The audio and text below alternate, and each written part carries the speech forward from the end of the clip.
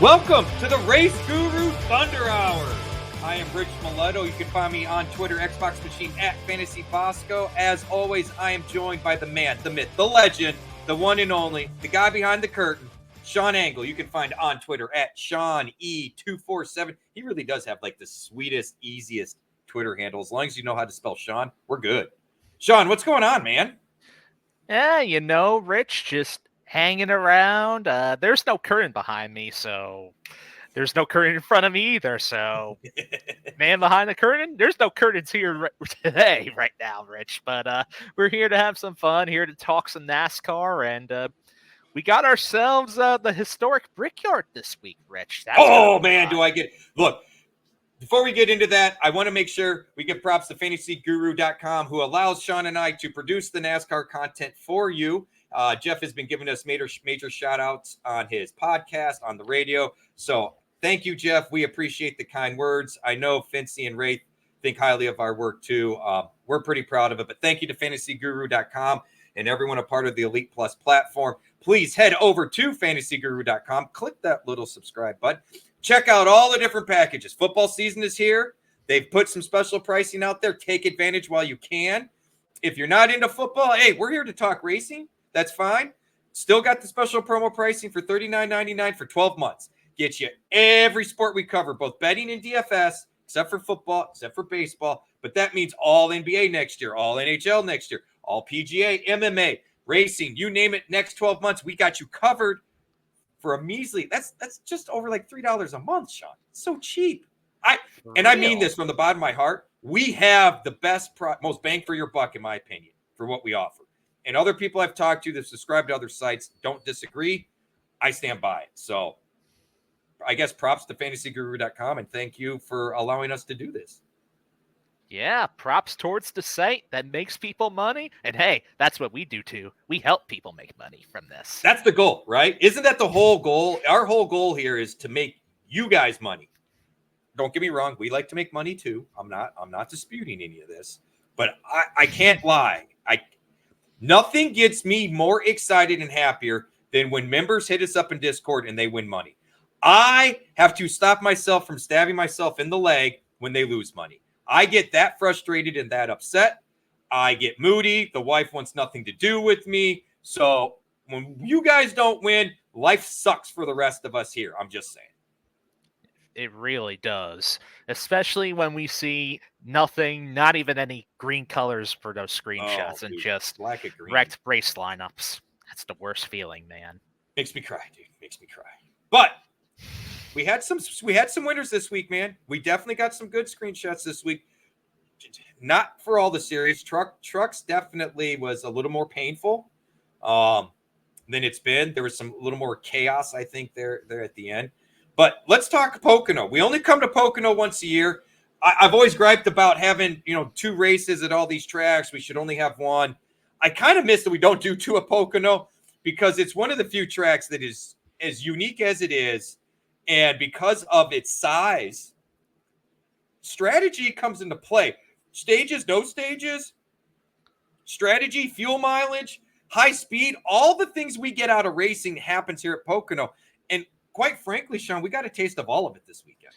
Yeah, all 3 series had some sort of pit or fuel or tire strategy behind all of it, and that really just shuffled the whole field around, whether it was the middle of the race, the end of each race.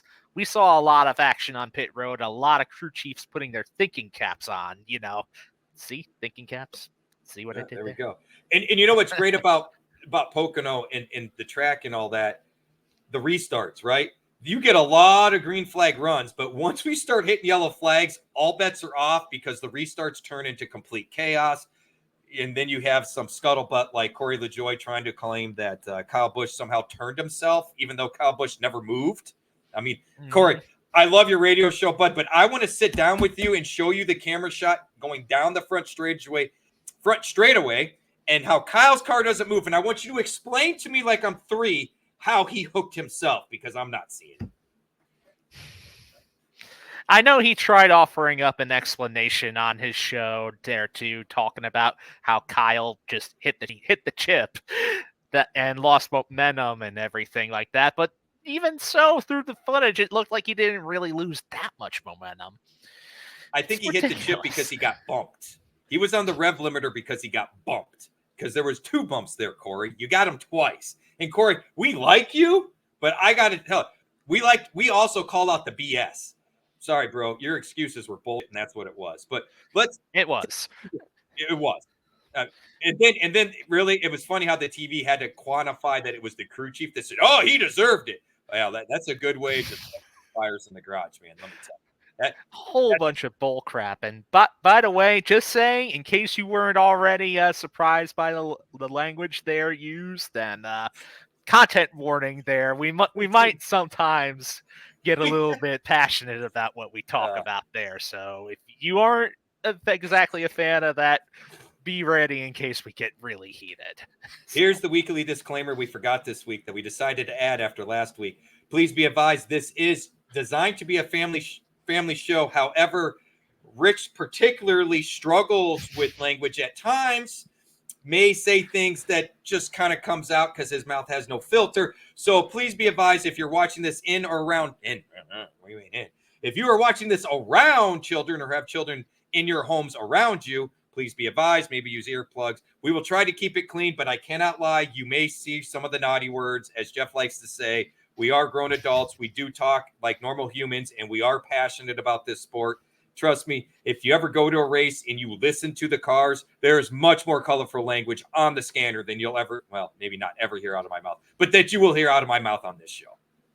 Yeah, that is for sure. And good point about the scanners, because some of the drivers there, like, you know, the whole expression, washing somebody's mouth with soap, they'd be doing that with a bunch of the different NASCAR drivers there. I mean, I remember as a kid, the first time hearing AJ Foyt flip out on the radio, I'm like, he swore, Grandpa. Well, he's kind of upset. Yeah. You know, or any of the Bush brothers back in the day are a good example of that. Oh, man. Anyway, let's get ourselves back on track here and actually talk about these 3 races. Let's quickly go over the truck race here, Rich. So in the truck series, it ended up being Heim time again for the 5th time this year, as Corey Heim dominated and won at Pocono over Grant Enfinger and Christian Eckes, despite some challenges from the weather. Hey, you know, Heim did what Eckes did the week before. I'm hoping we see more Eckes-Heim battles versus watching one dominate over the other. And hat tip to Grant Enfinger. They've been kind of putting it together here over the last month, man. 3 top 3 finishes in the last 5 races. Come on, Grant Enfinger, I put him in the article this week for the overview. They've got speed. He's a championship driver on a new team, and it's taken him a little while, but the speed's coming around.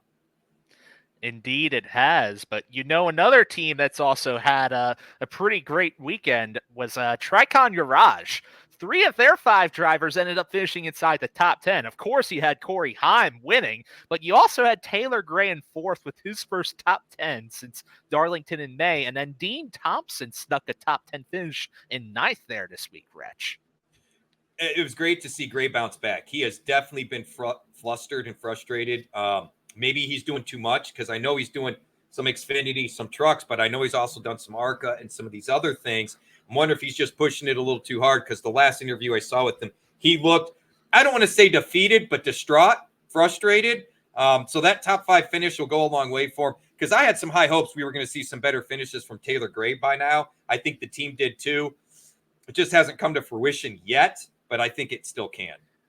Well, Taylor, we got to remember, he had a whole big streak of top 10 finishes earlier in the year. He's just been struggling recently. So to see him get a top 10 finish back again, I mean, that's good for that team. Agreed. I mean, as far as wins, top 3s, I was expecting by now we might be talking about a Taylor Gray win, and we aren't yet. I think it's coming soon. Indeed. So another team that ended up having a pretty decent weekend there was Spire Motorsports. All 3 of their trucks this past weekend finished inside the top 15. Chase Purdy was the best of them in the 6th position.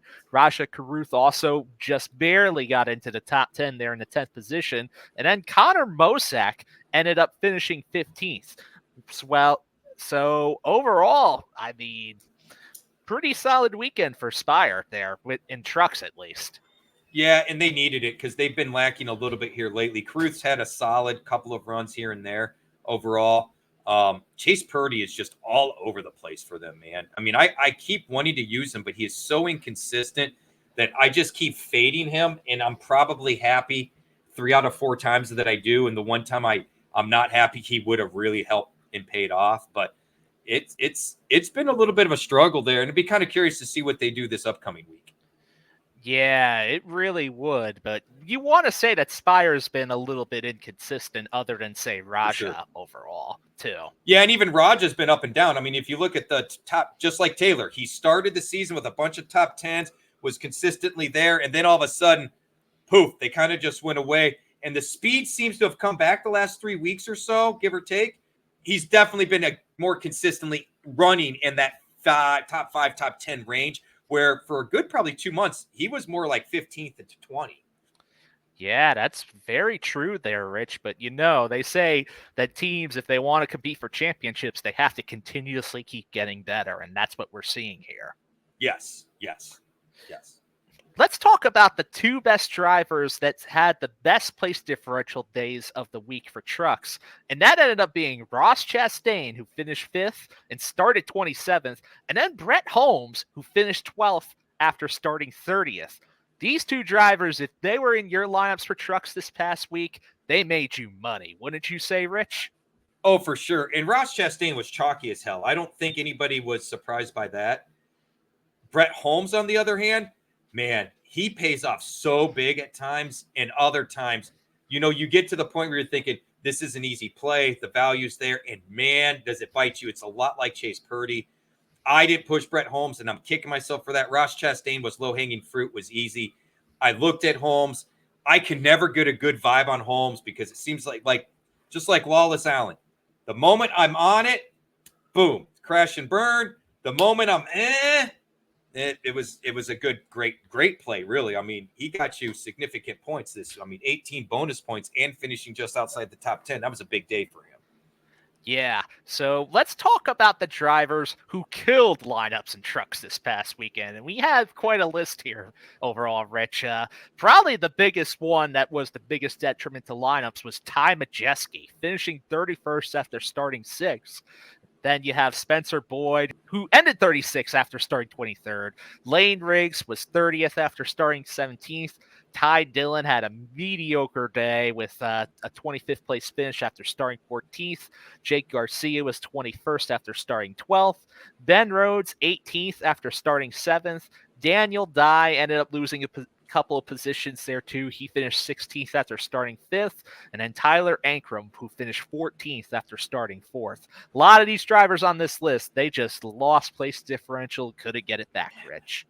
The one that hurt the most for me was Spencer Boyd because I had him in that core 3 in the article. Look, Boyd normally, I wasn't scared about him starting 23rd because I thought he could very easily finish 25th. They had some better speed. I am a fan of Mike Hillman Jr. He'll get more speed. They typically finish races. They don't typically get a bunch of DNFs. They never got going. I mean, I don't know what happened. I haven't found it or looked into it enough, but we never saw him on the track. He was off the track from the word go. That was a major problem because really at $4,800, he was a nice little gamble to put in your lineups. That one hurt a lot of us, our members and myself. I will take full blame for that. I didn't see that coming. Looking back, maybe because he started 23rd, I shouldn't have pushed it. But at $4,800 and knowing that he consistently finishes races and doesn't come into DNFs, maybe I have to chalk this up as being a one-off bad day. Lane Riggs, I'm not shocked. Short tracks, he's on fire. Some of these bigger ones, he's struggling. And I got to give a shout out to Daniel Dye. He ran well for most of that race. It was strategy that put him back there. In fact, he finished 16th, but he raced his way up from about 19th or 20th at the very end of the race to get that 16th place finish. He was running top 5, top 10 most of the day with the leaders holding pace.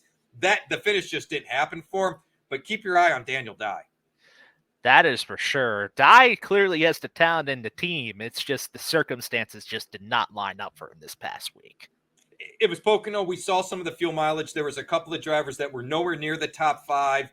Ross was one of them until the very end of the race when fuel mileage and we had guys pitting, not pitting. We didn't know who was going to make it and not. So, all righty. So, yeah, that that's the amount of drivers that ended up killing lineups this past weekend. Let's put a bow on this here. Corey Heim won both stages of the truck race. He just had a dominant day, leading 55 laps. The only two other drivers to have led laps were Christian Eckes with 11 led and Jake Garcia with 4 led. Any other finishers that you want to mention out of this final list here, Rich, before we move on to Xfinity? Stuart Friesen, Matt Crafton, and Matt Mills. Crafton, they've been struggling. Again, I think strategy played into that. Matt Mills, look, this isn't the first. This is about the third race in a row. Matt Mills has really started to catch our eye. Stuart Friesen, they've been a bit better, but still kind of up and down. But those are both, Friesen in particular, who's been a contender, numerous years. Those were ones that jumped out to me for sure. Yeah, and then you mentioned Matt Crafton there. He got his first top 10 finish since Kansas in May. So that's quite a long time since the last time we've seen that particular truck inside the top 10. So shout out to him. Yes, it's been a struggle for that team, the 88 team. Now, let's move on to the Xfinity Series here, and as we go forth and review the fact that Cole Custer finally breaks through for his first win of 2024, holding off Justin Allgaier and William Byron. This ended up being Ford's first Xfinity Series win of the year after 18 races, Rich. 18. That's a long time. Cole had it coming. He's had the fastest car a few times. I'm not shocked. He and Allgaier are going to continue to battle. Quite frankly, I was disappointed in William Byron's speed. I really expected them to be faster. But he still ended up being inside the top 5 in the end, so still a solid day for Willie B in Xfinity. But it was a good day to be a Hendrick or a JRM affiliated driver because all of them, all the JRM drivers and that one Hendrick driver, Willie B, finished 13th or better. Let's roll through the list here, Rich. Allgaier was second, as mentioned, and Byron was third, as mentioned. But Sammy Smith ended up finishing 9th. Sam Mayer ended up finishing 10th. And then the lowest of this group was Brandon Jones in 13th. So pretty solid day for the organization. For sure. Jones is kind of all over the place. The speed is there at times. And, man, he just can't get out of his own way. I'm a little worried about Sammy Smith. I expected a better performance from them in that 7 truck. And we're going to see it again this week. But, man, I don't know what's missing from Sammy Smith, but there seems to be a little juju, positive mojo missing from Mr. Smith right now. Indeed, there is. But, somebody else I want to get a tip to overall this past weekend is Taylor Gray. He finished in the top 5 in both the truck and Xfinity races this past weekend. Now, Gray, he ended up finishing 5th in the Xfinity race, 4th in the truck race. Good weekend for the young driver. And he needed, like I said, he was feeling a little hurt. I think I have a lot of high hopes for this young man. So good to see it. So let's talk about some drivers who help people win big with positive place differential. Some of these drivers I ended up mentioning in the Xfinity article this past week. So Parker Kligerman, who finished 8th after starting 15th. He was one of those drivers that was on that article that I remember. Riley Herbst had a good day. He finished 11th after starting 18th. Corey Heim ended up climbing 9 positions from 25th all the way to 16th. Ryan Truex, who I also mentioned in the article as well, he was kind of the chalky play of the week for Xfinity. He finished 19th after starting 34th. I did expect a little bit more out of Ryan there, yep. But still, good DFS day for him. And then Kyle Sieg, who I mentioned is one of the value picks in the article, he delivered by finishing 20th after starting 33rd there, Rich. Kyle Sieg was an excellent call. It really was. And the Sieg brothers, I tell you what, if we could turn into Sieg brother whisperers, we could win some money because there always seems to be one or both or they're off, right? You know what I mean? I had higher hopes for Truex too, especially in that JGR machine. But, it's tough. But here again, strategy came into play this weekend. It always does at Pocono. It sure did. So let's talk about a few of the drivers who didn't really help people win money just because of their place differential. Probably the worst offender on this whole list is Parker Retzlaff. He finished 32nd after starting 13th, and man, that was just no good for him. This next one pains me, though, because I did mention him in the article. I admit that I totally missed on that one, but it was Josh Berry who finished 27th after starting 14th for AM Racing. Not too good there. And then Chandler Smith finished 15th after starting 5th. And then Brandon Jones, as mentioned earlier, he finished 13th after starting 2nd. Man, that place differential killed some lineups right there. Yeah, and I'm worried about Chandler Smith. I really thinking he was going to kind of come into his own here in the Xfinity Series. And lately, we're not seeing it. Now, JGR is having a little bit of struggles to some degree. And as you can see, Truex didn't run all that well. Smith didn't run all that well. Barry, look, AM Racing's trying to figure some stuff out. So I was with you. I was all over Barry, and it burned us. But I'm willing to chalk that up as it is what it is kind of thing. Indeed, it is what it is. So Justin Allgaier, he ended up winning the first stage. Cole Custer ended up winning the second stage. Those two also led the most laps in the race. Allgaier led 30 laps. Custer led 25. William Byron led 16 laps. Jesse Love led 7 laps, as well as Sheldon Creed also led 7. Then we mentioned about the Sieg brothers. Ryan Sieg led 4 laps, and Austin Hill led a single lap. A lot of familiar names. Familiar names up front, Sean. Indeed it is. So a few other finishers to point out here. Sheldon Creed, as mentioned, he finished 4th and actually ties the lead for the most top 5s this year alongside Cole Custer and Austin Hill. Allmendinger ended up finishing 6th, Austin Hill 7th, Ryan Sieg 12th, Anthony Alfredo 14th. Daniel Dye ended up finishing 17th, scored a tiny bit of place differential there too. Josh Williams 18th, and then disappointing days from Jesse Love in 22nd and Shane Van Gisbergen. Even though that wasn't his fault, he ended up finishing 31st there, Rich. Yeah, Shane got collected there, and Jesse looked legit for a while there. That was kind of a bummer to see that. Anthony Alfredo looked good again. He's very inconsistent, but he definitely showed some speed. We weren't shocked by Dinger. We talked about Dinger last week on the podcast. There was no shock there. I didn't talk up Creed in the article this week, and I'm kind of regretting it now. When's this guy going to get a win? It's coming. He keeps getting close. Oh, so close. I mean, he now ties for the most top 5s this year, so he's at least getting himself in position. He just has not hit it over the edge to get that W. No, and it's coming. It's coming. I'm sure the Doberman was saying the same thing too. He wanted to get up to make his point there. Yeah, it was either that or we were going to hear crying. So I thought this would be fine. And this is the one that usually doesn't insist on sitting in my lap. This is Enzo, but apparently he's missing his mom or something and is being very needy. So my apologies, folks. But I figured the high-pitched crying might annoy folks if they were trying to listen. I didn't know how well Sean could edit that out. He is a magic man behind the curtain, even though there was no curtain. But there's only so much he can do. So I tried to make a judgment call here, and it's kind of like blowing a tire on the backstretch of Pocono. You try to nurse it around so you don't tear up the whole car, and you hope you're right. And if not, maybe you have to be Tim Richmond and drive the thing backwards back to the pit box. Well, we did see a case of a blown tire in the Cup race. Ross Chastain ended up crashing due to a blown tire, if I remember correctly. So there we go. We can segue that into the Cup race there. So let's talk about it there, Rich. Ryan Blaney, he gets career win number 12, driving the number 12 car at the same place where he got win number 1 in the number 21, holding off Denny Hamlin and Alex Bowman. That's right. I forgot he won in the 21 here. I forgot about that. That was a fun race to watch back then, man. I have the diecast of that car, and it is just covered in it, like, because they make it look like the winning car and everything and make it match. Yeah. Oh, it's covered in black pelt. Like it's just been run through a rubber factory or something. I mean, it was kind of nuts. Look, we had a good race. Denny was making a run, man. I mean, he just didn't have enough. Nope.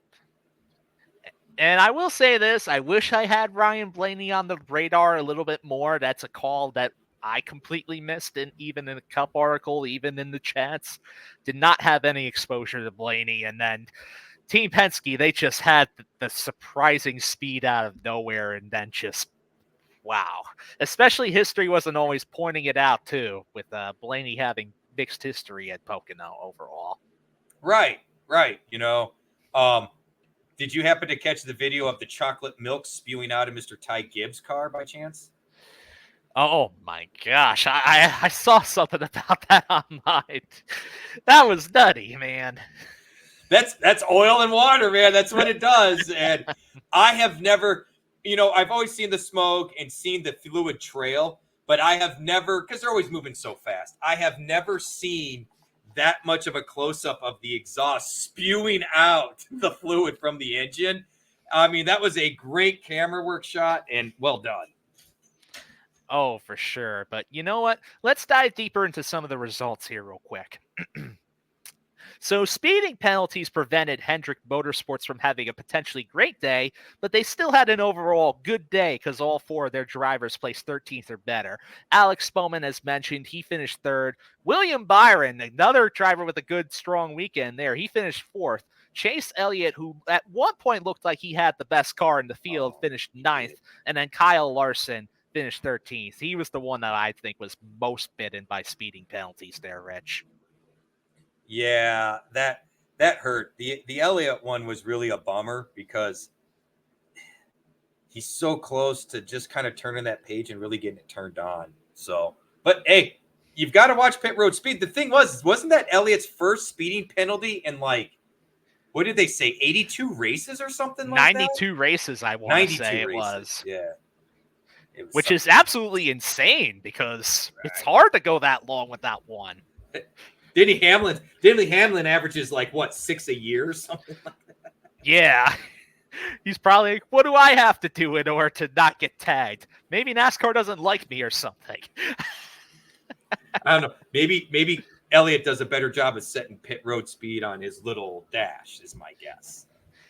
Yeah, perhaps. But moving onward, we mentioned about Penske having some surprising speed. RFK also was having some speed displayed throughout this past weekend as well. 4 out of the 5 total drivers between Penske and RFK combined finished 11th or better.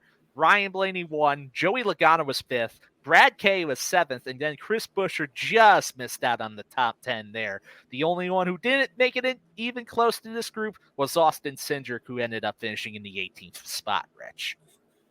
How much longer does Cindric have in that ride? His dad works for Penske, but I mean, all the Fords, that includes front row, all the Fords have been showing a lot of good speed, man, and especially as we've gotten through the year here. Yeah, well, Cindric, he is expected to at least get a contract extension. I'm sure that win earlier at Gateway in the year is helping with that overall. But, other than the super speedways and the road courses, we've been waiting to see Cindric turn it on a little bit more, and he just has not yet. Even though credit where credit is due, he finally got his first positive place differential finish ever in the Cup Series at Pocono, but still, I guess it's the small victories there, right? Woo! Woo, indeed. So, 23-11, they proved they could still be good at Pocono. Tyler Reddick ended up finishing 6th. He continues to top 10 the entire field to death as he's now depressed about it. And he was still depressed about it. Someone needs to get this man some Prozac. I don't know. He's still not getting enough Hawk to, as you say. Yeah, that's right. If that's what started. I forgot. That's what I told Jeff we said, and I couldn't remember in what context I said it in. That's right. I said he needs to get some Hawk to it. He ain't getting it. I don't know. Is there someone we can call? Because the poor man is awfully depressed to be rattling off top 5s and top 10s. That's all I'm saying. Well, I'm just going to say it probably isn't Bubba Wallace, his teammate, but Bubba did get a pretty good result. He ended up finishing inside the top 10 and 10th, coming home with that top 10 despite early struggles with the car setup and balance overall, Rich. That did impress me. I was not expecting that from him. And you know what?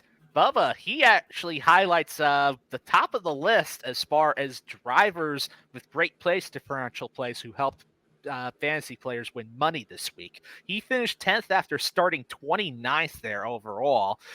Eric Jones, he was 14th after starting 23rd. So a day where it's not exactly where we could stop calling them the soccer club, but it's a step in the right direction for them.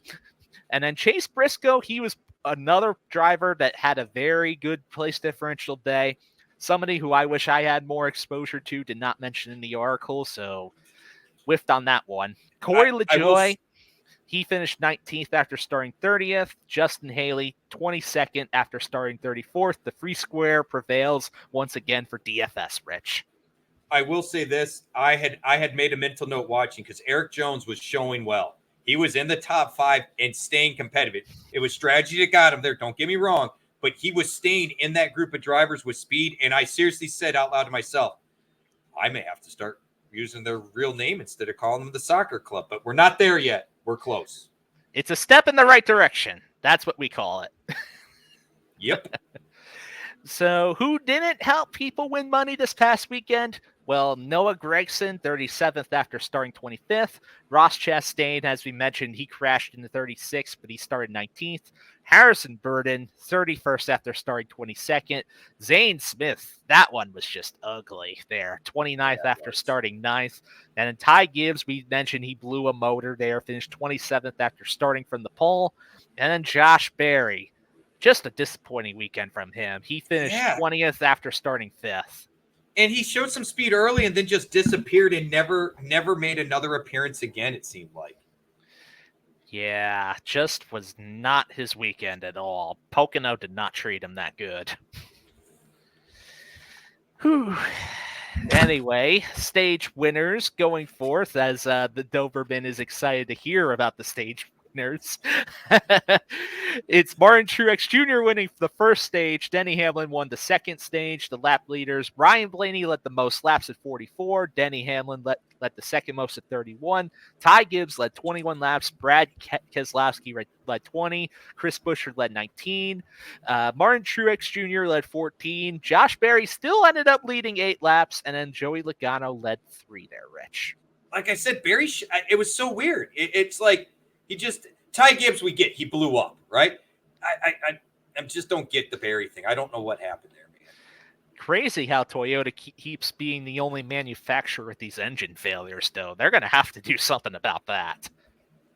Well, and Steve Letarte made the comment that, it's not just the Cup cars. The Xfinity rides, they've had some questionable motor problems over the last month or so. So something's going on. And the thing is, it's not like Joe Gibbs builds their own motors anymore. Ever since the motor shop fire, it's all done with TRD. So I don't know what's going on because the Tricon didn't have a problem. Yeah, clearly. I mean, they ended up winning the whole thing on truck this past week. Well, we commented how they had everybody inside the top 10 or top 15 or whatever it was. I mean, or 3 of the 4. So I don't know. No, I mean, they all are different motors. I'm not a motor specialist. I know a little bit.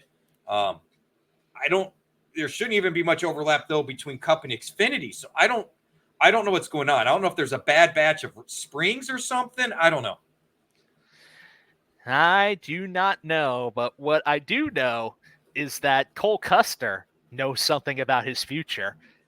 And transitioning over to our news stories for the week, Cole Custer is expected to announce his 2025 plans this Saturday. So we can speculate that this is probably going to have to be the Haas factory team announcement there overall, Rich. We know Haas is making some media availability, so the inevitable is probably going to be happening. But early thoughts on this, Rich? I'm torn. I don't want to say he doesn't deserve it because last year in Xfinity, he definitely dominated. It's not like we've seen Briscoe or Priest or these other guys at Stewart-Haas really run better than Cole Custer ever did when he was there. But it's his dad that's there. It's just like Cindric and Tim Cindric, and Gibbs. The nepotism, it's always been around in NASCAR. I get it. I'm upset because we'll get to more news later. I just feel like there's other talent that maybe deserves a shot. He's had his shot. And honestly, he's going to be moving up to, quite frankly, I can't see Haas factory team being anywhere near as good as what he stepped into 4 years ago or whatever it was, 5 years ago with Stewart-Haas at the time. Well, only time can really tell on that one for sure, since it's only going to be one car being focused on instead of 4 for the Haas factory team next year. So that should make a difference. Maybe they'll get a different level of support from Ford, which is their expected manufacturer. So we shall see about that. But you know what? Speaking of drivers that are going to have to really put their talent forward and make sure that they get on their best stuff next year. We got Corey LaJoie this week. He was not penalized after that Pocono contact with Kyle Busch. There was a lot of debate about this online, of course. I'm firmly in the camp that I do think that we should have at least had more consideration for him to get penalized, considering that, even though he was playing it off like it wasn't deliberate, I mean, it kind of almost looked a little too, like it was staged a little bit. I don't know. It's one thing to straight up do a hard turn. From the in-car cam, if you look at the straightaway cam, it definitely doesn't look like Kyle's moved or done anything. Okay. But if you look at Corey LaJoie's in-car cam, it doesn't look like he does a right turn up into Kyle Busch like we saw to Bubba Wallace, into Bowman. I didn't think that the whole Harrison Burton Hocevar thing necessarily warranted an opinion. I was obviously on the minority, even in NASCAR's garage. I don't like regulating incidents like this on the track while they're racing.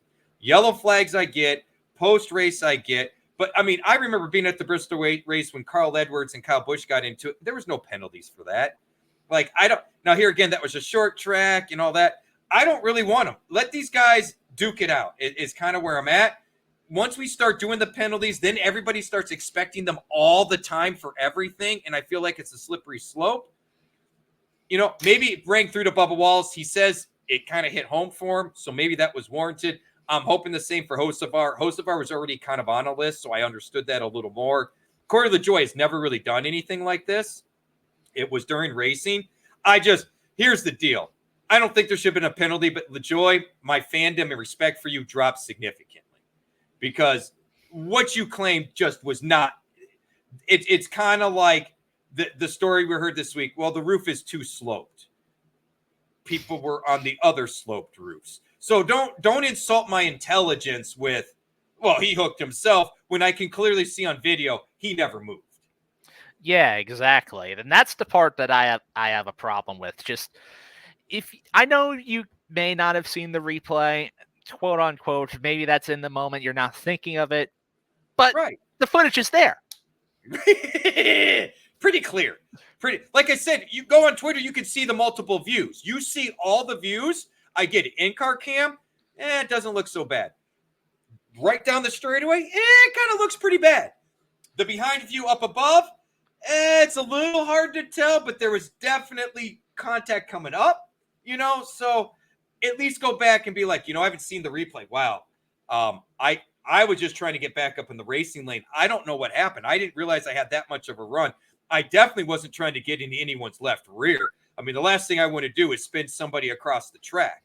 But he didn't even do that. He doubled down and was like, yeah, I did nothing wrong. And then when you have your crew chief and spotter like, he totally deserved it. I mean, come on. If you're going to be already putting that thought into the crew chief and the spotter's head, then that means at some point you must have talked about doing something like that too. That's a fair point, because I'm trying to watch what he did right there to deserve it. So to your point, there must have been something else that happened, right? That there's still bad blood about, still a beef about. And I got to tell you, I feel like people are picking on Kyle Busch because they know he hasn't had the speed and he's kind of struggling. I feel like he's getting bullied around a little bit and he doesn't have the speed to bully back. Tell you what, folks, be careful. That is a very highly competitive person. He's been spending a lot of time racing with his son, but at some point, the switch is going to get hit again. I'm confident of that. And I enjoy watching a pissed off Kyle Busch race. Oh, yeah, we saw that last year. He got so ticked off, he ended up winning 3 races. So There you go.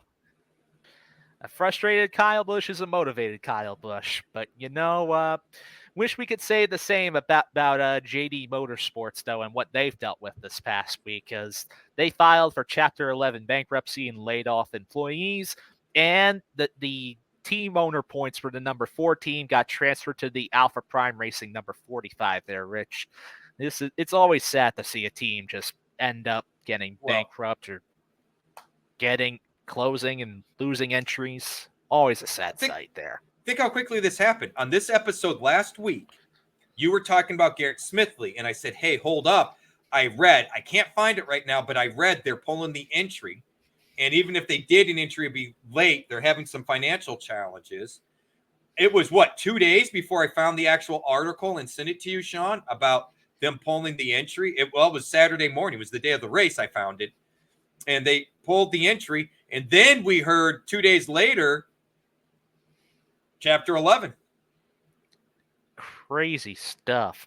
I did not even see it coming, too. I didn't either. It's sad to me. Yeah, especially for a team that's been in the Xfinity Series for as long as they were. They even date back towards the 90s or so. And then you have to remember during that one point, they were known as the team that had the multiple Flex Seal cars on track at once. Oh, that's right. They were. They were. I forgot about that. Yeah.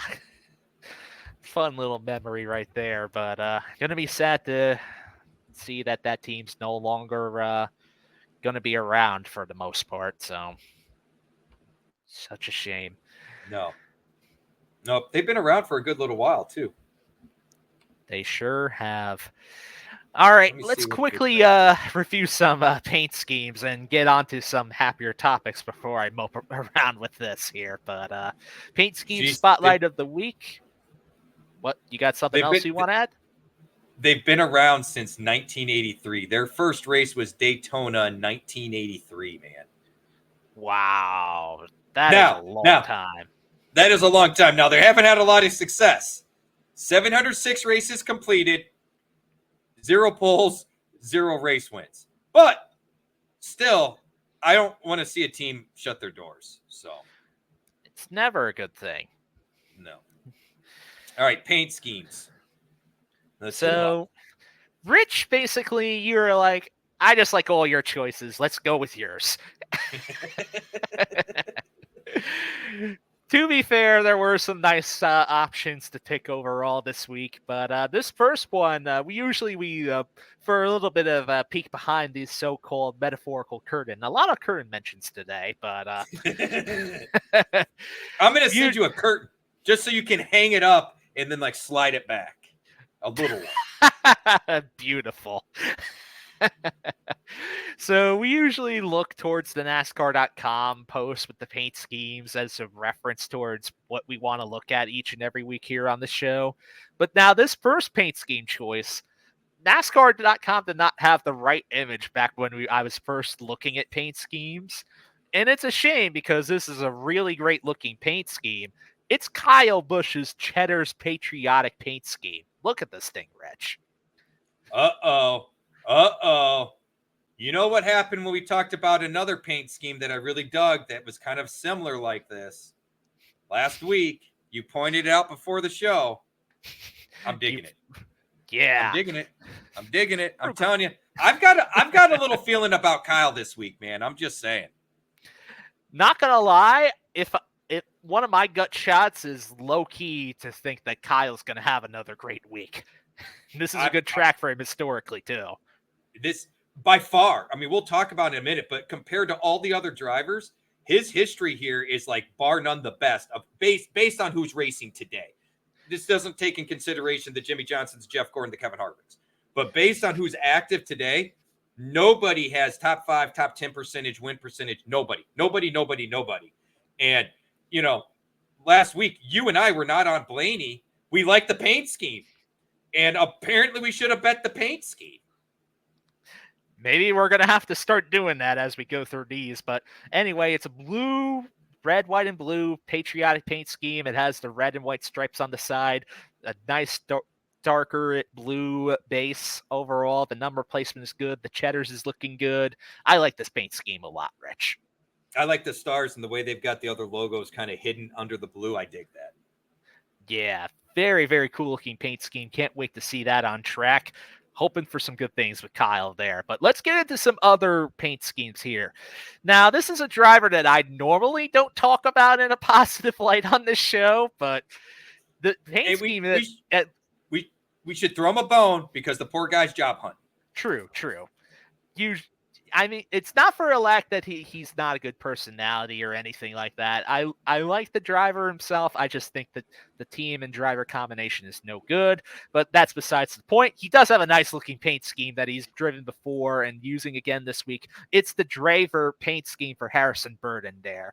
A simple black paint scheme, but with a lot of the lines that are similarly colored to the signature Wood Brothers number 21.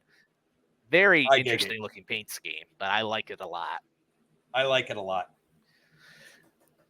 Especially with the way that they use the sponsor space and the logo and everything too. It's a very unique looking paint scheme. You don't usually see too many like this with the golden lines just everywhere segmenting everything out. It's like a virtual car. It almost reminds me like a little bit. I can see that. I like how the gold really pops with it. I dig the black and gold. I really do. Yeah. So Harrison Burden, he's driven this paint scheme before a few times this year. This was taken at Phoenix, where you can see a view of how it looks on the track. It still looks great even on track. I concur, my friend. All right, 2 more here to go through. This next one is going to be an Xfinity Series paint scheme here, and it's just a coincidence that I've picked this driver before for Xfinity paint schemes. It's not favoritism. He just has good-looking schemes.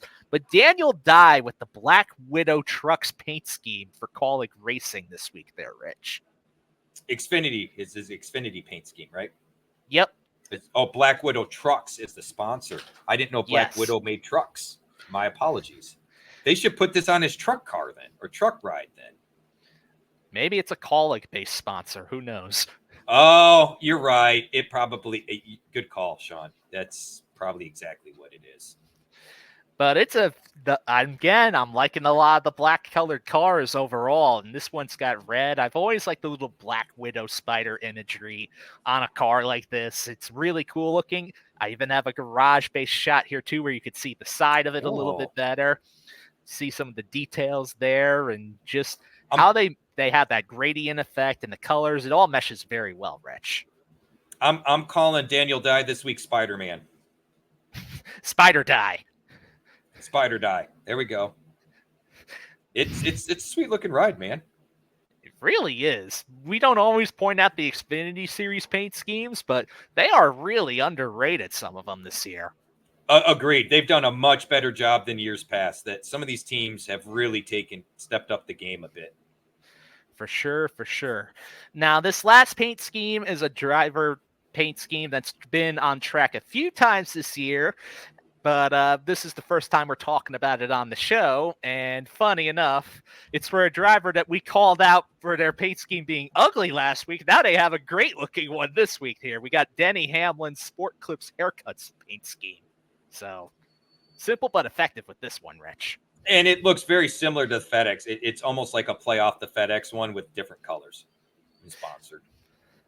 Yeah, but it's got the white, it's got the black and the red's kind of like a gradient matching the Sport Clips logo there, which is really cool. And it looks even better on track. This next photo here was a photo taken from the Kansas race when he ran this paint scheme earlier in the year. So really stands out on the track there, Rich. It does. And as you point out, they did a great job using the space for the Sport Clips, They had to move the number forward, so it's good to see some of these teams make good use of that rear, sidewall and quarter panel.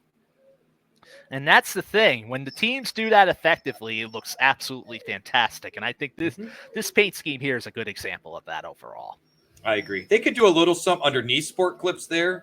Like I like how Black Widow had the little spider. Granted, that number's back, but it's almost something like that, because you go back to the Sport Clip look, and it's a real vacant spot there underneath. Especially just behind the number and below the S. Like maybe a peace sign would be cool. That would be pretty cool indeed. I like the way you think here. Just say Honestly, Sean, I kid you not. I love on my games and stuff. I love painting the cars. I really wish I could find a way to work with. And I don't have a graphics design background by any means. I just feel like I know what looks cool and kind of fun ways to make things look cool. And I really wish I could have some fun or have an opportunity to paint some of these cars. Well, maybe one day we should get ourselves a RaceGuru Thunder Hour car around here and just show that off. I'd be game for that. You should see what I did in my video game to, you only have 3 shapes you can use per panel, but if you have like the side panel and the rear side, you can kind of get 6 on one. I made a Doberman head on the side of a car, and it actually looks semi-decent with 6 shapes. So I was kind of proud of that. But no, we should do that. We should totally do that. I wonder if we could get a mock-up of some kind. That would be pretty cool. And we also should feature that Doberman car on a future episode for sure. I don't know how we're gonna do it, but we should get it some way somehow. I'll get you a screenshot of the car. I promise. I won't get you a screenshot of the back of the car because it's offensive, but I'll get you a screenshot of the side of the car. Fair enough. Just a decent enough angle where we could still keep the show running. Oh man, poor Sean. Cheers to Sean for putting up with me. That's all I'm saying. I tried my best here, man. I tried my best. Sweet tea. Just saying, no alcohol, sweet tea. That's a sweet thing. So I live by it. All right, so now we got last week out of the way. We got the paint schemes. Now it's time to talk about the upcoming week. Now, this is an interesting week because it's not common that we go to the same area and actually go to 2 different tracks within the area. Yeah, we've had Portland and Sonoma, or we've had Portland and Kansas, or whatever it was at the time. We are going to have the Xfinity cars and the Cup cars back. Sean, they are back at my home. They're back at my favorite stomping grounds, the Brickyard, the one and only Indianapolis Motor Speedway. You will hear me call it IMS, Indy, Indianapolis, and the Brickyard. Don't know which ones will come out of my mouth, but when you read the articles or Discord, you're going to see that. I'm not a big fan of Xfinity running there personally. I would prefer to see Xfinity and trucks. Look, I'm glad trucks are back at IRP. Another name thing there. IRP, Indianapolis Raceway Park, goes back a long history. It's actually changed. They had it O'Reilly, and they called it ORP. Now Lucas Oil has it. Lucas Oil calls it Lucas Oil at Lucas Oil Raceway Park. Is that what they Lucas call it? Oil Raceway Park. I would say they still call it IRP. They still have the Indianapolis Raceway Park in the name. So hat tip to Lucas Oil for keeping that, because that name had been even when it was ORP, everybody kept calling it IRP. It's a 0.6 mile flat oval. So it's a shrink down version of what we do with the big cars, right? The 2.5 mile flat oval, right? So I'm excited. This is back home for me. This is back where it goes. I will say this. We don't always get great races at either venue. IRP has been known to put on some fantastic races over the years in all sorts of different racing series. The only thing we've ever got, Indy has been so big for so long. And in the overview article, I give a lot of notes on the history of it. If you are curious, I'm always geeking out on it, so I put it in there. There's a long history with Indy, but not a lot of race. I mean, we've had some road racing with F1, but Indy 500 is about the only thing that ran on the big oval until NASCAR got there in 1994. And then we took it away because, quite frankly, the racing hadn't been good, which is a shame because strategy has always come into play like Pocono. This car, Sean, you and I have talked good and bad about this car. We hate the short track package with this car. But, Sean, there is no denying that the intermediate tracks with this machine is way better than what we saw 10 years ago on these intermediate tracks. You betcha. And I think it's going to be a really gnarly show. I agree. Pocono was a pretty good show. We had speed. We had strategy. Indy's going to be the same way. It's 2.5 miles. So you can pit under green flag conditions and not go a lap down. So you're going to be able to do your own strategy. We know some cautions are going to happen with the stages. Unlike Pocono, I do not expect quite the same gnarliness on the restarts. But the 2 most difficult turns by most drivers, at least in NASCAR, turn 1 Pocono, turn 1 at Indy. Different reasons, but typically the drivers vote those 2 turns as the most difficult turns on the circuit. So we will probably see some I don't want to say beating and banging, but we're probably going to see some touch and go a little bit as we go back on restarts. So any restarts will be gnarly. And look, as long as Goodyear brings us a tire that's not like from 2008, game on. I'm willing to see what we got this weekend. Oh, yeah, for sure. And it's crazy. You mentioned about Pocono, though, last week there, too. I know some experts and some teams go forth and say that Pocono is one of the closest comparables towards Indy. And we're going to be seeing that this week, especially back-to-back Pocono and Indy. We might as well make a note of how the results from last week can also be an indicator for this week as far as level performance and speed is concerned with some of these teams. Even though it's a different track, it's got different. Some aspects that are similar. Similar. Hell, turn 2 at Pocono's designed off of the turns at Indy. It's meant to mimic. You can call Indy has 4 turns. Indy actually legitimately has 4 turns. When you look at Charlotte and these other places where we talk about turn 1, turn 2, it's almost like turn 1's entry to turn 2's exit to turn. Indy, because of the short shoots, there's 4 turns, right? Turn 1, turn 2, turn 3, turn 4. Turn 2 at Pocono is meant to mimic one of the turns at Indianapolis. So, one, we definitely know the teams are going to take some data that overlaps. Even though we haven't brought this new car here before, to your point, there's some overlap. Pocono's quite a bit different still because you got 3 turns you're trying to set the car up for. At Indy, you don't have to worry about that. We know it's flat on the straightaways. We know we're getting 9.2 degrees of banking in the turns, and all 4 turns are the same. It's going to be tire management, fuel mileage, staying out of trouble, and having enough speed, right? Which is really what racing typically is all about, but we're going to get all of it this weekend.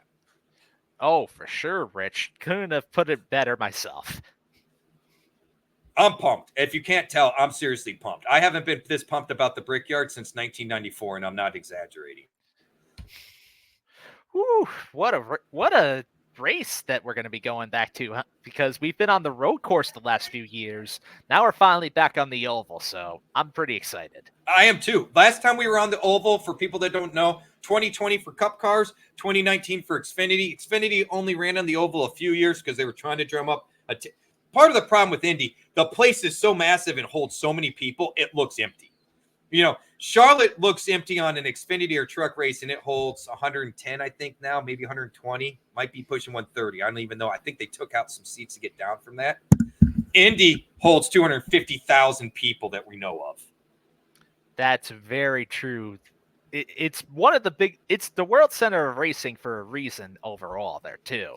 You got to know that they make it one of the largest venues in the whole world as it is. So it's something that we do have to keep in mind. There's a lot of prestige, a lot of history, a lot to motorsports within this one particular track. And we're going to it this week, so that's going to be a lot of fun. Let's get into the list of the notable and part-time starts for all 3 series this week. How about you take it away with the truck series there, Rich? You got it. We get to see William Solich again. Hey, he's in a Tricon number 1. Keep in mind, he is a short track racer. Hasn't done great this year, even on the short tracks, but last year he finished 6th here. So it's name to watch. Marco Andretti. Look, I love the Andretti family. Love Marco. I'm not holding much out hope for a ton of stuff here. He's not really a short track driver. Sammy Smith, maybe he gets back on track because we were a little disappointed in his last truck race. We've been a little disappointed in the Xfinity race. He's back in the number 7 Spire automobile. Johnny Sauter's coming back. As much as I want to get excited about Johnny Sauter in the 16, he's semi-retired. And yeah, he just hasn't showed the speed with him when he's come back with the Tory. Tyler Tomasi, it's an interesting name. He'll be in the 22. I don't have a lot of data on him right now, other than the name really rings a bell, and I'm having a hard time placing it. Connor Daly, that's an interesting one, racing the number 44 Alpha Prime machine. That's for Nice, actually. Oh, you're right, Nice, not Alpha Prime. Nice Motorsports, along with Ross Chastain. Hey, the great thing Daly's got going for him, he has Indy 500 experience here. He has a 10th place finish in the Indy 500 here. He's going to have Ross working with him. I'm kind of curious to see Connor Daly because he's shown some speed at times. He hasn't gotten a full-time ride, so we'll kind of see how this works out. Ross Chastain, as I mentioned, is in the 45. Luke Fenhouse is back in the 66. We didn't really talk about him earlier, but he had an okay run last week, nothing extravagant. He'll be back with Thor Sport. Look, I want to get excited about Jack Wood in the 91, but gosh darn it, Sean, Jack Wood just keeps letting me down, bud. Yeah, he just keeps being mediocre or just underwhelming most of the races. Occasionally, he does get a good run in there or two where he can compete for a top 10, but hasn't always happened. Nope. All right, so I'll go over the Xfinity list here. We have ARCA Series regular Greg Van Alst in the 07 for SS Greenlight Racing. Daniel Dye is in the number 10. We mentioned his paint scheme earlier for Kaulig Racing. BJ McLeod is in the 13 car. Not expecting much there. David Starr is back in the 14. Blast from the past, as Rich always mentioned. He's in the other SS Greenlight car this week, the 14. Josh Berry is back again with AM Racing in the number 15. Joe Graff Jr. is making his first start of the Xfinity Series season in the number 19 for Joe Gibbs Racing. And another driver returning finally is Eric Almirola in the 20 car. So that's going to be one I'm watching right there. And then we have Connor Daly again doing double duty. This time in the Xfinity Series, he's going to be driving for Sam Hunt Racing in the 26. Joey Gase is in the number 35. Garrett Smithley, he's driving in the number 45 for Alpha Prime Racing in their third entry this week. Carson Kvapil is back in the 88 car for Junior Motorsports. And then Josh Bilicki in the number 92 for DGM Racing. There, Rich. Yep, and I'm curious to see how Guapel does on the big track, right? We know he does well on the short tracks. I'm glad to see Garrett Smithley because the poor guy lost his ride last week, like 2 days before the race. Now he at least got one for the big track at Indy. I'm sure he's very much looking forward to that. If I remember correctly, I think Smithley had a nice run here in, I want to say Xfinity 2018, 2019. I have to go back and look, but I swear I came across that name back then. I could be wrong. Yeah, Garrett Smithley, he's in better equipment, I'd argue, too, because Alpha Agreed. Prime has regularly finished better than JD Motorsports. 100% agree with you. This is a step up for him, so I'm glad. I'm glad to see it, frankly. Indeed. So the Cup Series rate list is a little interesting because we got a few names that we don't always see that are driving in the Cup race this week. We have Cody Ware in the number 15 for Rick Ware Racing. AJ Allmendinger is back once again in number 16 for Kaulig. Ty Dillon is in a third RCR entry, the number 33 this week. BJ McLeod is in the number 66 car. And then, well, you mentioned about drivers who used to be great at this track. Jimmy Johnson is back in the number 84 for Legacy Motor Club this week there, Rich. Jimmy's back. We'll see what the soccer club can do with Jimmy, right? At least he brings some knowledge and speed. So I'm actually kind of curious how Eric Jones performs after last weekend's Eric Jones. Ty Dillon, you brought up. Maybe he does better with RCR. I don't know. I don't know what to do with Ty Dillon anymore, Sean. I really don't. Well, I think it's going to be a bit qualifying dependent, but if he ends up qualifying, say, around 30th, then yeah, he's definitely a driver that I'm going to absolutely love using this week, just because the equipment is going to carry him, I think, to at least a top 25, if not top 20, if he's really on it. Well, maybe we get to see who's really better, Austin or Ty. Because we don't really see we don't normally see them both in RCR equipment. That's very true, especially with how Austin's been performing this year, and he's the one that's expected to have more support behind him too. Boy, it won't be the best look if Ty outperforms him. Right. But while we're, since we're here, let's go ahead and talk about some of our picks for this week. We do have a bunch of overlap. Shocker. I got to tell you, I'm excited for Kyle Larson. Because of his, as fast as he was in Indy, that matters to me. I know it sounds stupid because there is no overlap with these cars whatsoever, but I guarantee you, Larson is going to feel like he's going slow. Like everything is going to be slow motion for Kyle Larson when he gets in that car and takes to the track because of what it was like the last time he raced here. Yeah, and funny, we didn't mention this in the paint scheme section too, but Larson's actually going to be bringing back that paint scheme that he was going to attempt the double with this week for Indy. So if that's going to be bet the paint scheme, I do like Larson a lot myself this week. He's historically been pretty strong at Indy, even in the past when he used to drive for Chip Ganassi Racing. So now that he's with Hendrick, and Hendrick, they have a history of performing well at this track. he's definitely on my list to watch this week as far as top price drivers go. Now, we're both on Brad Keselowski this week. The RFK speed is real. We saw Brad get a 7th place finish at Pocono last week. We saw Ford's been getting better speed. Brad historically has been very good at this track in the past, too. He has a number of top 10 finishes more than the competition. So with this being a good track for Brad, RFK speed, I'm liking him a lot this week. And you would say the same thing, right, Rich? Oh, 100%. If you notice, I actually had him listed ahead of Larson, mostly because the Fords are there. Although had I known the paint scheme for Larson this week was the Indy one, I would, as stupid as it sounds, I would have moved Larson ahead of Brad. Hendrick, that paint scheme, like it's one of those storytelling moments type of thing. He didn't get to race it at Charlotte. You know what I mean? Like there's too much going on here for me to be off of it. In fact, what the wife and I did is for people listening, we did a parlay. I don't normally do this, but I did a parlay of Corey Heim because his odds are so low for the Truck Series. Bet Corey Heim to win and paired him up with Kyle Larson to win. It pays like plus 2,000. It's the only way to offset Corey Heim's low odds. I would only do that if you're betting Heim and Larson, Heim and Hamlin, something like that. But I did want to throw that out there that I've already put some money in on Larson and Heim. So that's how I'm feeling it. I love your next pick here. The 20, just so you know, paint schemes here, Sean. Go look at the paint scheme they're running this week. And the previous races, the number 24 has run here and won with. And the years, I believe it's like I can't remember the increments. 1994, 2004, and 2014 were all won by Jeff Gordon. Right. So William Byron in 2024 and the 24, that's a story too. So 24 and 24. That's right. I wanted to be different from Sean, so I threw out Denny Hamlin here. Honestly, look, I'm with Sean. Give me the Hendrick guys. Hamlin should be fine here. He's, as Sean mentioned, overlap with Pocono. Denny has been amazing at Pocono. He has not been the best here. Him and Logano have been, it's been solid, about 50 to 60% top 10 rate, right? Top fives, about half of that, give or take. No victories for either of them. So both of them are very, very similar in that aspect.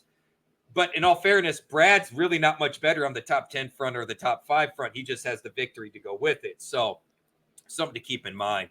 Look, and here's, if you guys want a gut shot, you want a contrarian play from what Sean and I are talking, don't sleep on Christopher Bell. Oh, yeah. Bell's an interesting one to watch, especially because that 20 car's had success before at Indianapolis. You have to even remember way back in the day, Tony Stewart won with that car. Absolutely. And I can't seem to shake it. For some reason, I've just got this funny gurgle in my gut for Bell. So I almost listed Bell over Hamlin, came real close. So I know we're trying to narrow it down for you guys, but we haven't seen practice yet. Look, Larson, Keselowski, Hamlin, Byron, Bell, Blaney probably deserves a little bit of a nod too.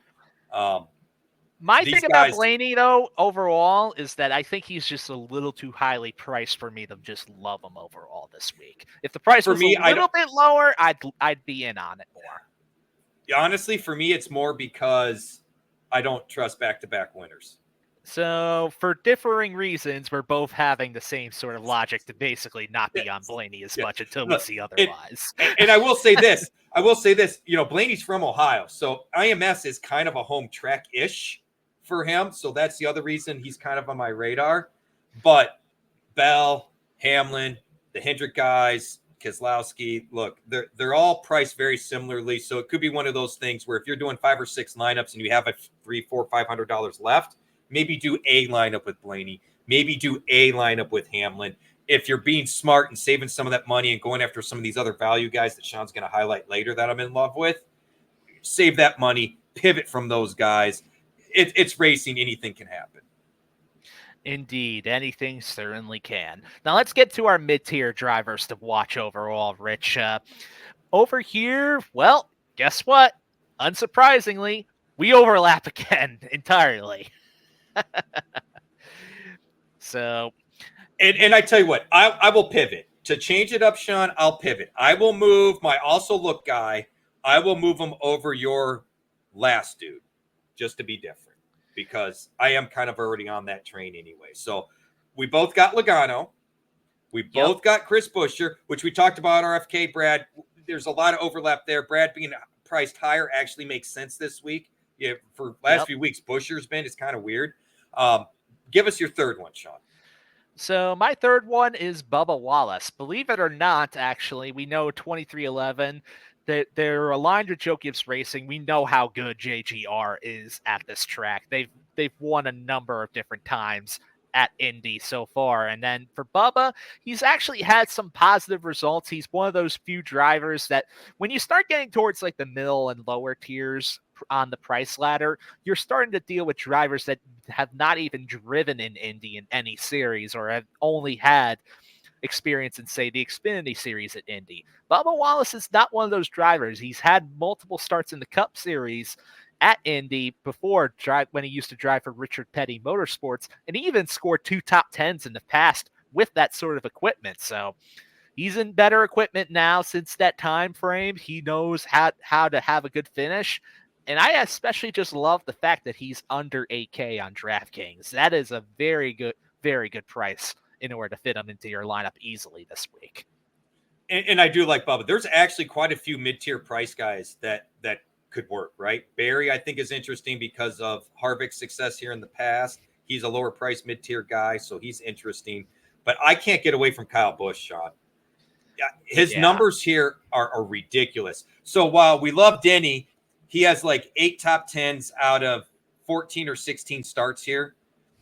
Kyle Busch has like 12 top 10s out of 14 or 16 starts, 2 victories, 8 top 5s. Like, he has been, look, if he was with Joe Gibbs, I'd sit here and say, bet the house on Kyle having a top 10. Now that he's with RCR, I'm a little nervous, but RCR has run well here over history.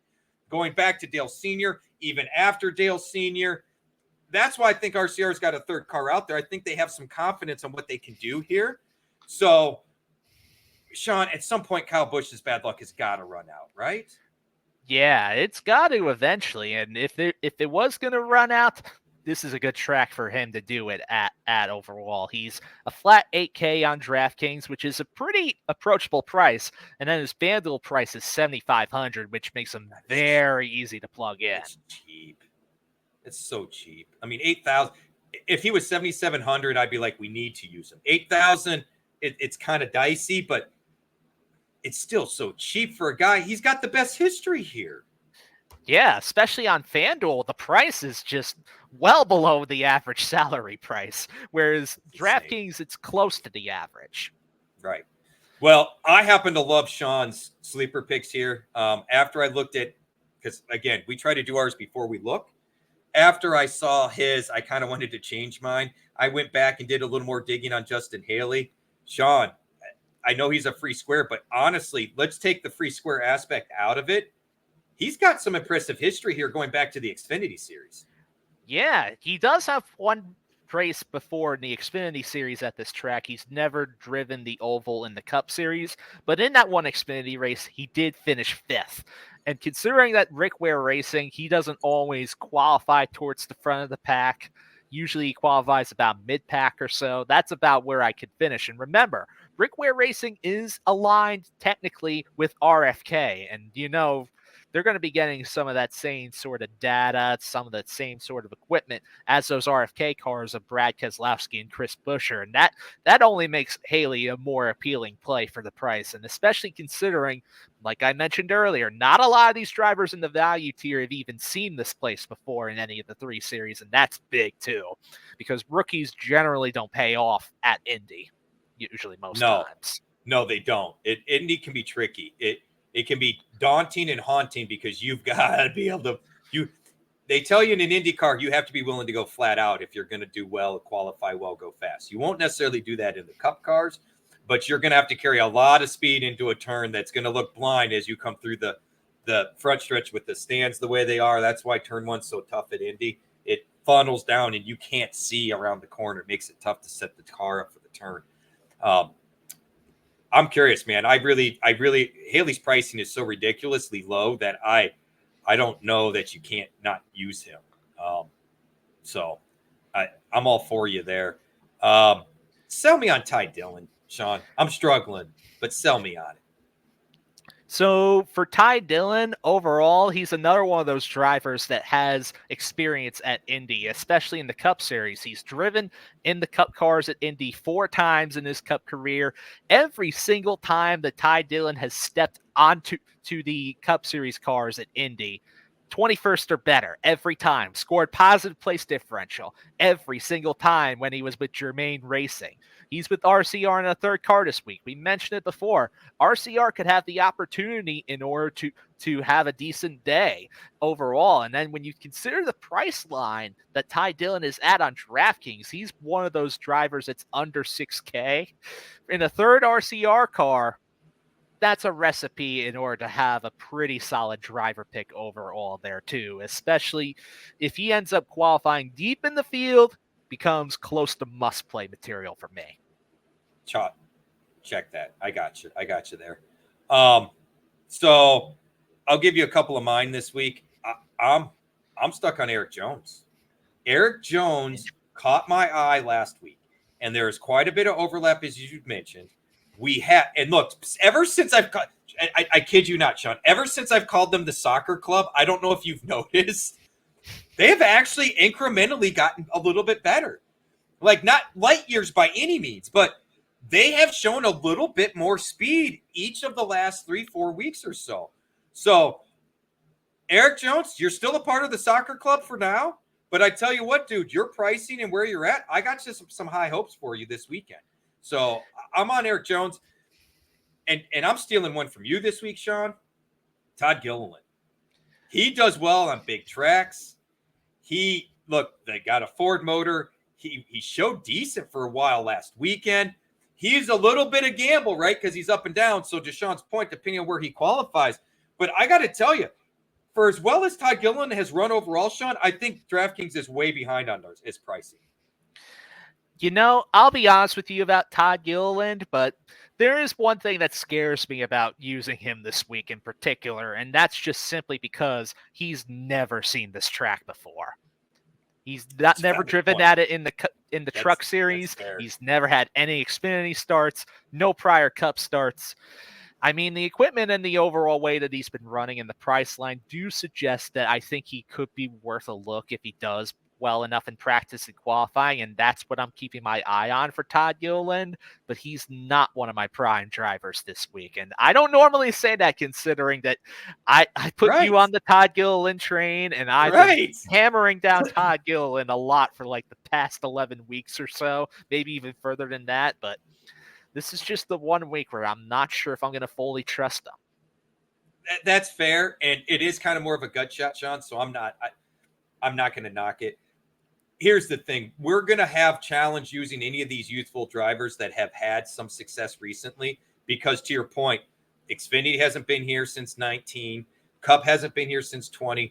Bubba's one of the few younger drivers that's actually seen the track. Ty Dillon's one of the few that's actually seen the track. So there's going to, Carson Hocevar's never seen it, right? Zane Smith has never seen it. Never.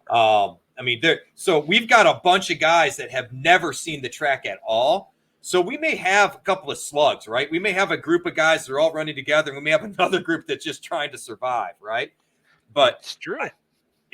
I still like that Ford, still like that team. When in doubt for me, I go off recent history and team. Todd Gilliland's fitting the mold for me right now. I totally respect Sean's apprehension, and quite frankly, I'm scared. So I'm just going to say this because we didn't even talk about the third driver that I had in my list overall so far. And this is one that I think we do have to point out, Chase Briscoe. Oh, for sure. And that's also just because he's, unlike a lot of these other drivers, he's at least seen this track in Xfinity twice so far and finished top 10 both times in the Xfinity car. I wasn't going to move on without getting back to him. I was getting the others out of the way because I feel like he's kind of an automatic we have to look at. One thing about Indy that's interesting I found over the years is road racers and dirt racers tend to take well to this track. I don't know why that is. I can understand the road racing. It's a 90-degree turn. It's flat. Open wheel, did a lot of road racing, right? So I get some of that. But Chase Briscoe has done well on road races. He has a dirt background. this almost seems like a track for him, So I didn't And it's realize a home track for him too. It is. And I didn't realize till I was doing the article today that he had the 2 Xfinity races and they were both top 10s. So I had his name circled as well. As you notice, I mentioned Barry or Noah because I wasn't sure of the pricing and I wasn't sure where to put Briscoe at. I'm with you. Give me Briscoe, man. I feel like Briscoe almost has to be the value driver we use this week. I think out of all the Stewart-Haas racing drivers, he's the one that I have the most confidence on in order to pay off as a fantasy play this week. Which, we talked about Harvick doing well here, okay? Team shares knowledge. So even though I like Barry because he's in the same car, Briscoe could probably take that exact same setup and will probably have access to the same type of setup that Harvick used in the past. And we're going to see what Briscoe can do with it. I haven't talked to the team. I don't know that to be the truth, but I know they share information. But I will also say this too, and the crazy thing is too, you mentioned about all the other Stewart-Haas racing drivers. Josh Berry, Noah Gragson. I mean, Brian Preece is there. He can be an interesting option as well, especially since he's under 6K. But Briscoe's the second cheapest SHR driver on DraftKings overall this week. And Josh Berry is expensive than him on both sites this week. Chase Briscoe's a flat 7K on FanDuel. So I'm just going to say this, but you're really finding some nice value right there for Briscoe this week. There's just too many factors that line up to me that say you've got to use this guy. I'm in total agreement. Well, let's move on to some of the bets. I will say this. The offshore books had some truck bets, so I have some truck lines now in mind. The article's already submitted, so I apologize.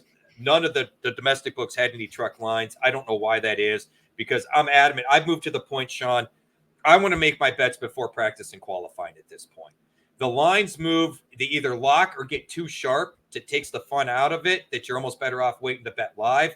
I'm to the point I want to bet early. OGB Snacks, you're the one that's kind of motivated me to take this approach, quite frankly. So hat tip to you, sir. Taco Todd, too. They both do the same kind of thing. And really the parlay was my wife's idea, and I know Todd's made that work, too. But we did have lines for Xfinity and Cup, so, we can talk about the Cup stuff here. Sean and I have a ton of overlap on the bets. You shouldn't be shocked because we really love the same high-priced drivers on DK. Sean, they always overlap, right? The lowest odds are typically the highest price guys. And as DFS Marlin has said, Mark, when they're not, we need to take notice because something is off then. Yeah, for sure. And I do think that's a big factor towards some of the bets that we did place for this week's race in the Indianapolis and the Cup side of things. Let's get into our betting core fours here. I'll go through mine real quick. And I have Denny Hamlin at plus 400, Kyle Larson at plus 600, Brad K at plus 750. And, because I have to do it and the circumstances line up, William Byron at plus 1,000. My long shot is Bubba Wallace at plus 2,800, but I also don't mind considering Chris Buescher at plus 1,500, Alex Bowman at plus 2,800, or even Kyle Busch at plus 3,000. Bubba's my favorite realistic long call, but I could see those other drivers I mentioned being a pretty promising bet in order to consider too, for maybe putting $1 or $2 on it. So I love your drivers. We already talked about Willie B. I'm on that.